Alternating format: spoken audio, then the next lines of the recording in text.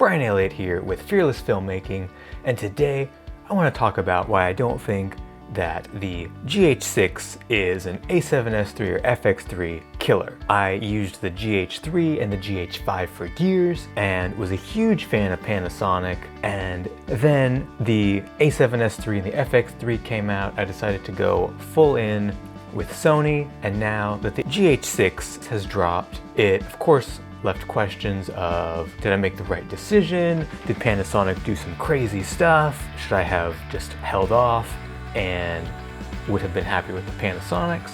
For these 5 reasons, I'm very happy with the path that I chose. The first place that the GH6 falls short is the autofocus. This is no surprise. Panasonic has always been way behind in video autofocus because they continue to use their contrast-based autofocus system, which is just slower and less accurate and is really prone to that weird pulsing that if you've used a Panasonic camera in autofocus, you'll be very familiar with, where it just goes and especially if you have bright light sources behind you, you will notice that it's just pulse, pulse, pulse, and it's incredibly, incredibly distracting. The Sonys, unless you've got settings turned way up and way off, are not gonna do that to you.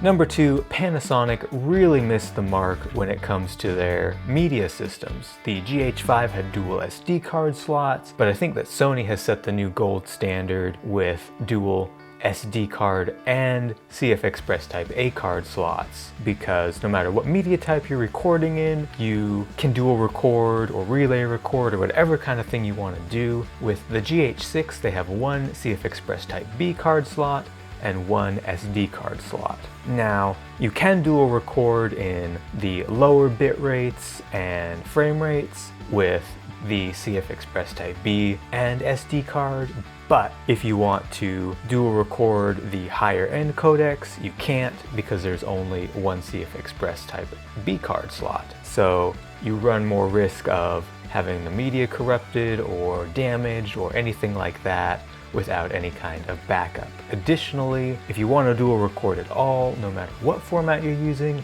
you have to buy the more expensive CF Express Type B cards. And this is incredibly, incredibly frustrating because, like, even on the FX3, I just have 2 V90 cards for when I want to shoot 120 frames a second, but I also have a lot of much cheaper media for, you know, recording these YouTube videos and stuff. I can use $30 SD cards, know that I have a backup, or, you know, if I'm shooting a live event where I'm just shooting in 24 or 30 frames a second, can do the same thing, much cheaper, can buy a lot of media for much less expense.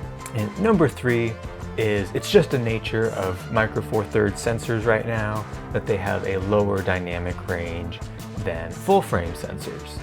Now, depending on the numbers you use, the actual numbers of usable dynamic range are a little bit different, but the A7S3 and FX3 claim 15 stops of dynamic range according to Sony, and the GH6 with its dynamic range boost feature claims to have 13 stops. You know, even with the dynamic range boost feature, which is not available in every single mode, you still are a couple stops of dynamic range lower than the FX3 and A7S3. And if you're not using the dynamic range boost feature, you're probably even a stop lower than that. So you're losing a lot of the highlights in particular on the GH6, whereas something like the FX3 or A7S3 is able to retain those a lot better. And number 4 is the GH6 just looks more video-y than the A7S3 and the FX3. In part, the highlight roll-off is just not quite as good. It looks, I don't know how to describe it, but flatter, less dynamic than the A7S3 and the FX3, and some of that could just be the nature of a Micro Four Thirds camera. And it also just looks sharper, like fakely sharp. So it looks very, very much like video versus anything resembling film. The image does not satisfy me, even watching a lot of like the test footage designed to make the camera look the best it possibly can. It just doesn't stack up to the Sony A7S3 or the FX3. And number 5 is the weak battery life. I've heard, particularly from tests done by like Gerald Undone, who's very thorough, that the battery life is not good. Like the GH5 was a big step down in battery life from the GH3 because you had all the IBIS and stuff, but apparently the GH6, even with its new battery, is not as good. Apparently it lasts maybe an hour, hour and a half, whereas the FX3 or A7S3, even if I'm basically recording this whole time, is gonna last 2.5 hours. So the GH5 is like perfect as an event camera, but if you're having to switch batteries that much, that is a big issue.